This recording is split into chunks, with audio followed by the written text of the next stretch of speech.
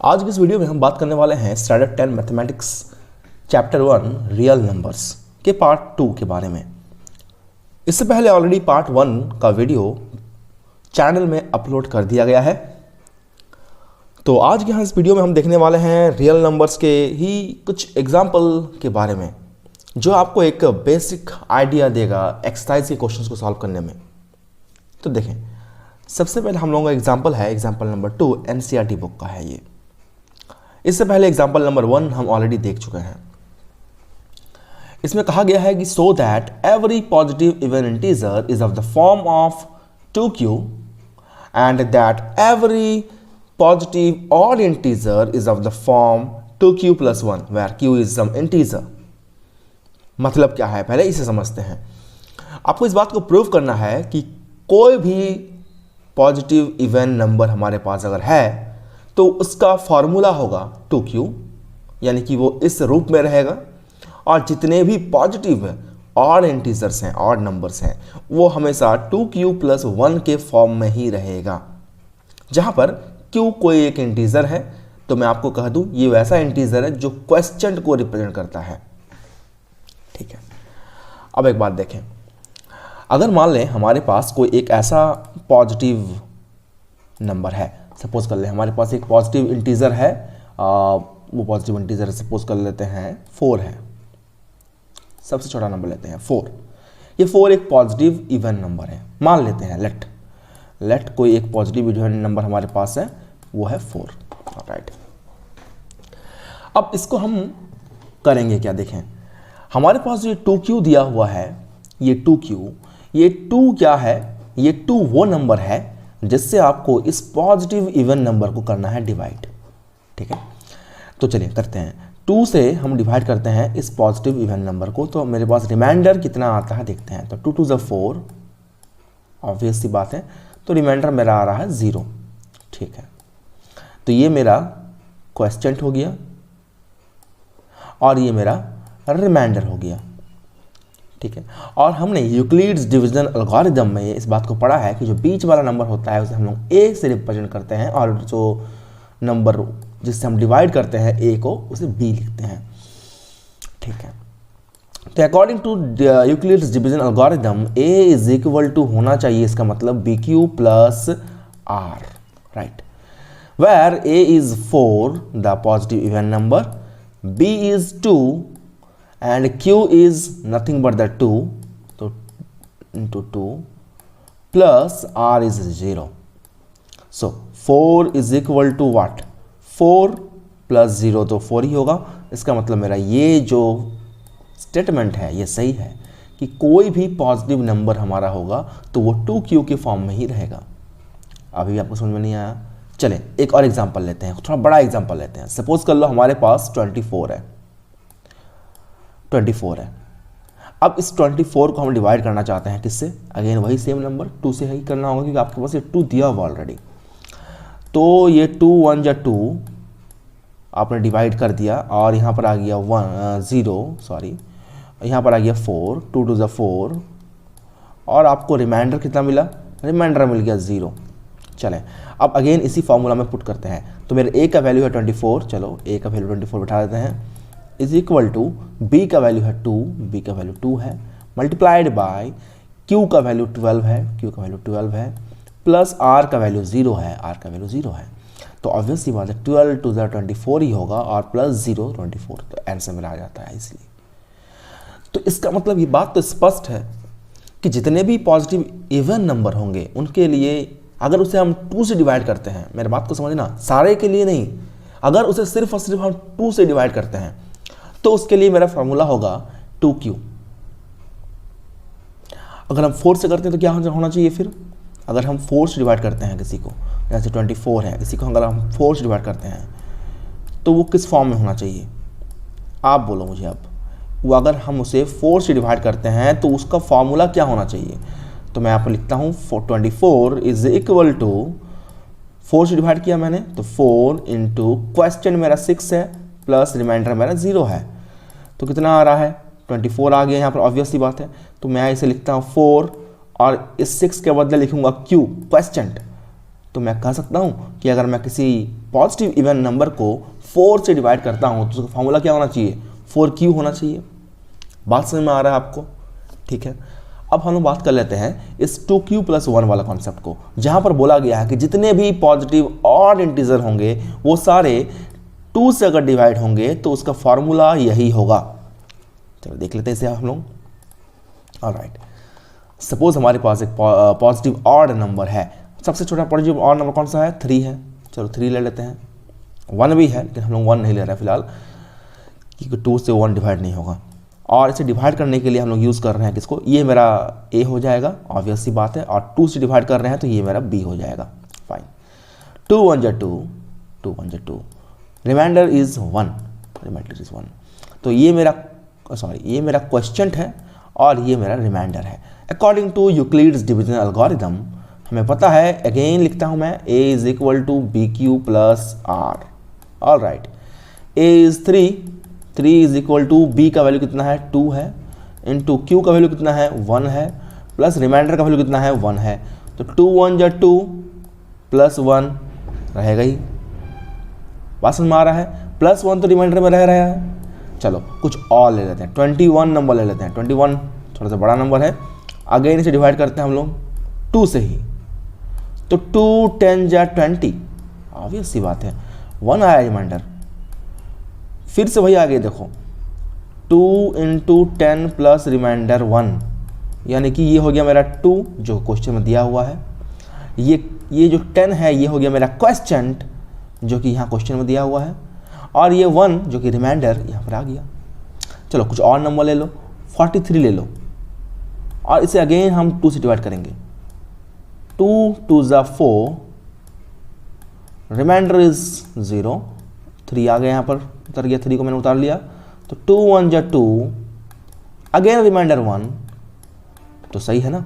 ये मेरा हो गया b जो कि मेरा 2 हो गया, ये मेरा क्वेश्चन जो कि यहाँ पर आएगा, और ये मेरा रिमाइंडर जो अगेन 1 आया। ये बात बिल्कुल स्पष्ट है कि जितने भी पॉजिटिव ऑड इंटीजर होंगे उसे अगर मैं 2 से डिवाइड करता हूँ तो वो हमेशा रिमाइंडर 1 देगा, और उस नंबर को, उस पॉजिटिव ऑड नंबर को अगर मुझे फाइंड करना है तो उसके लिए मुझे यही फार्मूला अप्लाई करना पड़ेगा। मतलब मुझे अगर 43 फाइंड करना है तो मुझे अप्लाई करना पड़ेगा 2 × क्वेश्चन मेरा 21 है, 21 प्लस रिमाइंडर मेरा है 1, तो हो गया ना। ये मेरा हो गया 2q + 1, वही फार्मूला में आ रहा है। यहाँ पर भी देख लो, यहाँ पर वही आ रहा है 2q + 1, जहाँ पर q मेरा क्या है, रिमाइंडर क्वेश्चन है 10, और 1 मेरा क्या है, रिमाइंडर है। तो यहाँ तक आपको उम्मीद करता हूँ क्लियर हो गया होगा। बस यही आपको प्रूव करना था। तो इसे प्रूव करने के लिए हम लोग कैसे प्रूव करें इसे, देखें। सबसे पहले आपको सॉल्यूशन में लिखना होगा कि लेट a बी, a मतलब कि कोई एक वेरिएबल ले लिए, कोई वेरिएबल मान लेते हैं a है, आप यहाँ पर x भी मान सकते हो, y मान सकते हो, z मान सकते हो, कुछ भी मानो। Let a be any positive integer and b = 2, वही यूक्लिड डिवीजन एल्गोरिथम, जहाँ पर b हम लोग लेते थे, याद है? इसके पहले मतलब बताया, अभी तो बताया मैंने, किसी भी नंबर को डिवाइड करना है तो उसको 2 से करना होगा, और 2 इज ऑलवेज b, तो ले लिया गया। Then by Euclid's division algorithm a = bq + r होता है, ये मुझे पता है पहले से, जहां पर r का वैल्यू जो रिमाइंडर होगा वो हमेशा इस b से हमेशा छोटा होगा, r का वैल्यू। मैंने इसके बारे में पिछला वीडियो में ऑलरेडी बात कर लिया है। लेकिन इस r का वैल्यू 0 से बड़ा हो सकता है, यानी कि मैं कह सकता हूं कि रिमाइंडर का जो वैल्यू है वो 0 हो सकता है और 1 हो सकता है, क्योंकि 2 से छोटा बोला है ना, तो 2 से छोटा कौन है, 2 से छोटा है 1 और 0, या 0 से बड़ा, या 0 और 1 होगा। रिमाइंडर का वैल्यू क्या हो सकता है, 0 हो सकता है और मैक्सिमम 1 हो सकता है। ठीक है,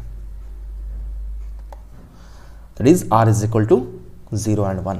all right, therefore a = 2q + 0। पहला वाला हम लोग जब हम बात करते हैं, ये कौन सा कंडीशन है, ये वो कंडीशन है जब वैन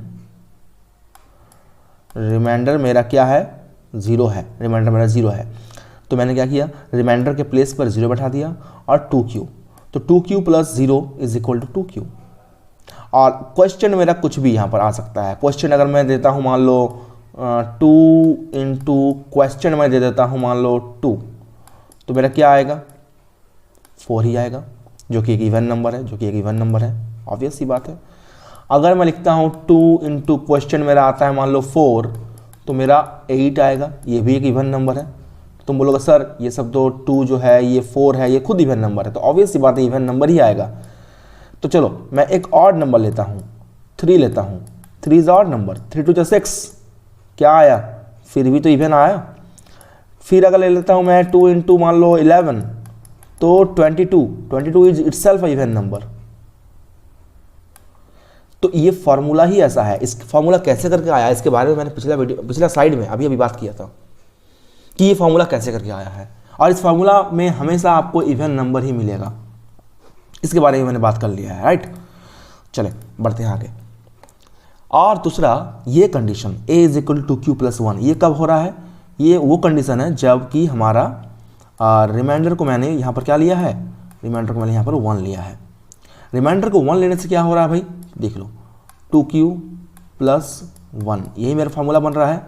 तो अगर मैं 2q का वैल्यू कोई इवन नंबर लेता हूँ, सपोज 2 ले लेता हूँ, तो क्या हो जाना चाहिए 2 2 ज़ा 4 और 1 5 हो जाएगा।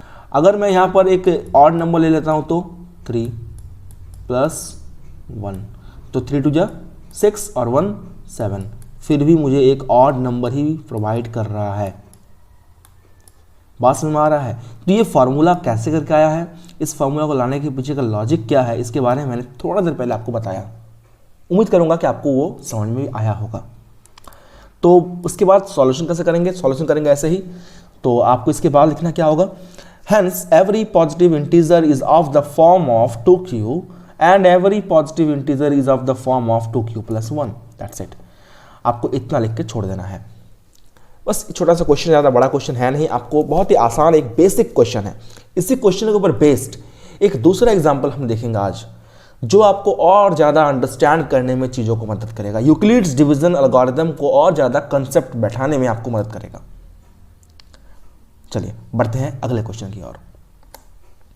Question number 3, show that any positive odd integer is of the form 4q plus 1। तो एक बात याद रखिएगा कि यहाँ हम डिवाइड किससे कर रहे हैं, 4 से कर रहे हैं। इसीलिए देखें हमारा जो रिमाइंडर आ रहा है वो 1 आ सकता है, 2 आ सकता है, 3 आ सकता है, 0 आ सकता है, लेकिन 4 कभी नहीं आएगा, क्योंकि रिमाइंडर मेरा क्या बोला गया है, रिमाइंडर हमेशा जो भी नंबर से डिवाइड करते हैं उससे हमेशा कम ही होता है। Show that any positive odd integer, कोई भी positive odd integer odd number हमेशा 4q प्लस 1 या 4q प्लस 3 के फॉर्म में ही रहेगा, 4q प्लस 1 या 4q प्लस 3 के फॉर्म में ही रहेगा, कोई भी ऑड नंबर हो। Where q is some integer, जहां q का वैल्यू कोई भी इंटीजर हो सकता है। देखिए कैसे इसको सॉल्व करना है, इसको पहले इसका पीछे का मैथमेटिक्स समझते हैं। देखो अच्छे से, मान लो कि तुमने एक पॉजिटिव इंटीजर ले लिया, कोई पॉजिटिव इंटीजर ले लिया है, पॉजिटिव ऑड इंटीजर है ना, तो मान लो 43 ले लिया तुमने, और इसे डिवाइड किससे करना है, इसे डिवाइड करना है तुम्हें 4 से। तो 4 से डिवाइड करो तो हो जाएगा 4 10 ज़ा 40, एक ही बार ले लेते हैं, हालांकि ये सही नहीं है, एक ही बार में लेना गलत है, लेकिन हम फिलहाल के लिए ले लेते हैं। तो यहाँ 3 आ गया, रिमाइंडर 3 आ रहा है। चलो कुछ और भी इंटीजर्स ले लेते हैं, पॉजिटिव ऑड इंटीजर्स, मान लो 57 ले लिया हमने, 57 को हम 4 से डिवाइड करते हैं, तो 4 1 जा 4, कितना आ रहा है 1 17, 4 4 जा 16, कैरी सॉरी रिमाइंडर 1 आ रहा है। आप कोई भी नंबर ले लो, आप 153 ले लो, आप 2 डिजिट का नहीं लेना चाहते हो 3 डिजिट का लो, कोई दिक्कत नहीं है। 4 3 जा 12, 1 आया, 3 4 3 जा 12, 1। तो आप कुछ भी नंबर लो पॉजिटिव ऑड, वो हमेशा आपको रिमाइंडर क्या आएगा, रिमाइंडर आपका इस 4 से कम ही आएगा। देखो 4 आया है, इसमें 1 आया है, इसमें भी 1 आया है। आपको अगर फिर भी सेटिस्फैक्शन नहीं मिलता है तो फिर भी एक और नंबर देख लो, एक नंबर मान लेते हैं 121, इसमें भी देखो कितना आएगा रिमाइंडर, जल्दी से बोलो। 4 3 जा 12, बिल्कुल। आप अगर मान बोल रहे हो 1 आया है रिमाइंडर तो बिल्कुल सही है, ये कट गया, रिमाइंडर 1 आएगा।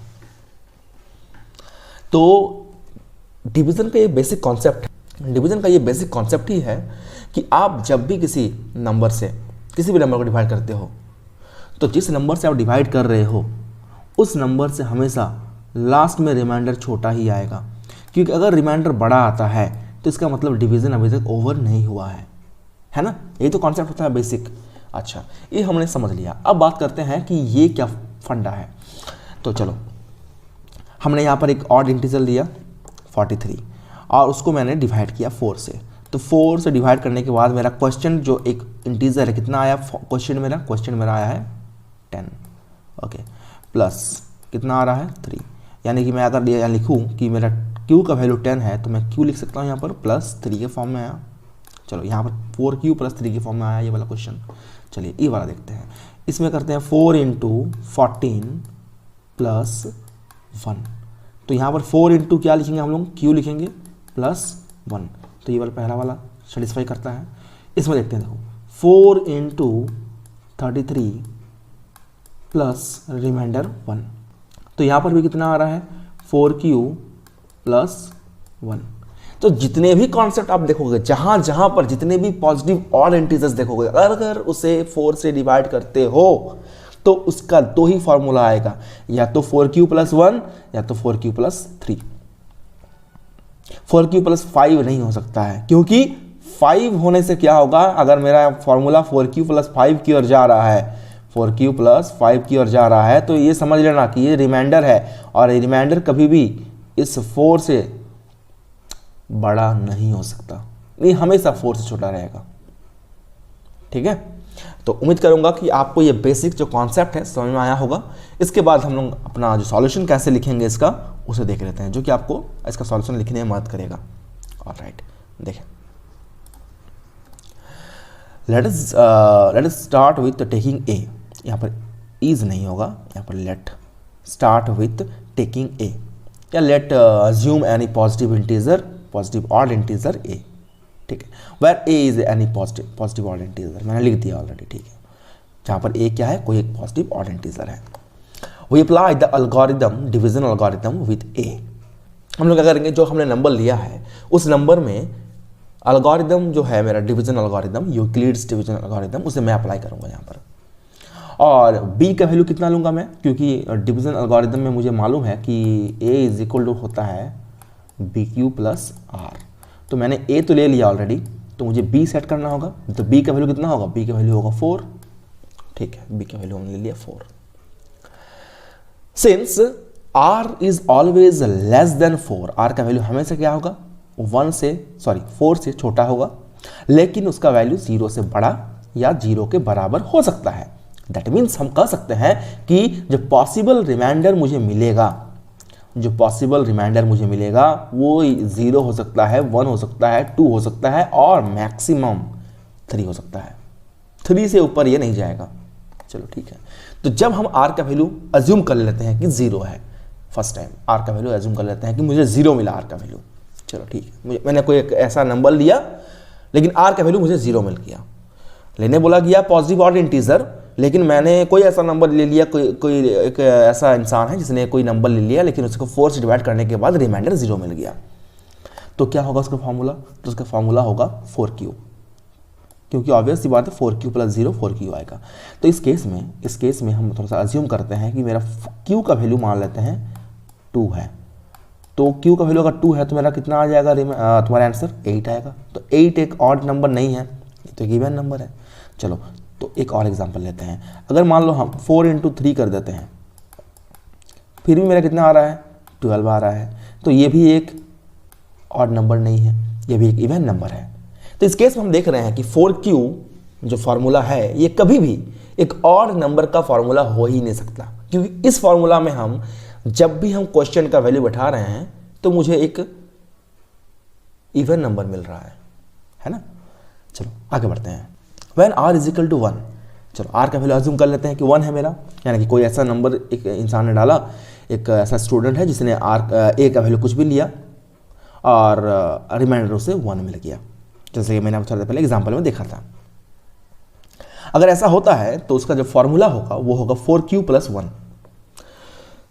इस 4q+1 को सेटिस्फाई करने के लिए हम थोड़ा सा एग्जाम्पल देखते हैं। देखो 4 इंटू क्यू का वैल्यू सपोज कर लो कि 2 ले लिया गया है, एक इवन नंबर, +1, तो क्या हो रहा है 4 2 8 +1 9, 9 इज अ ऑड नंबर, सही है। चलो आगे बढ़ते हैं।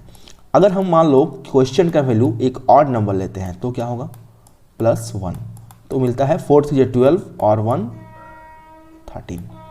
It is also a odd number. इसका मतलब ये जो फार्मूला है 4q+1, ये बिल्कुल यहाँ जो बोला गया है कि सारे ऑड नंबर का फार्मूला 4q+1 होता है, ये बिल्कुल सही है, क्योंकि हम जो भी नंबर बैठा रहे हैं, चाहे वो इवन नंबर बैठाएं q का वैल्यू, चाहे वो ऑड नंबर बैठाएं q का वैल्यू, कोई भी नंबर बैठा रहे हैं तो मेरा जो है आंसर ऑड में ही आ रहा है, तो इसका मतलब ये सेटिस्फाई करता है फार्मूला। चलो आगे बढ़ते हैं। जब r का वैल्यू 2 है तो उस वक्त क्या फार्मूला आएगा, a = 4q+2। चलो इसको सेटिस्फाई करने के लिए हम लोग एग्जांपल देखते हैं फटाफट से कि क्या ये फॉर्मूला जो है क्या ये हमेशा एक ऑड नंबर देगा। चलो देखते हैं। 4 इंटू क्वेश्चन का वैल्यू मान लो लिया गया है 3, तो कितना होगा 4 3 एंड 1, तो हो जाएगा 4 12 और 1 13, 13, सॉरी 1 नहीं है, माफ़ करना, यहाँ 2 है, यहाँ पर 2 है, सॉरी फॉर दैट। 4 इंटू 3 + 2, तो 4 12 2 14, 14 is not a odd number, it is a even number.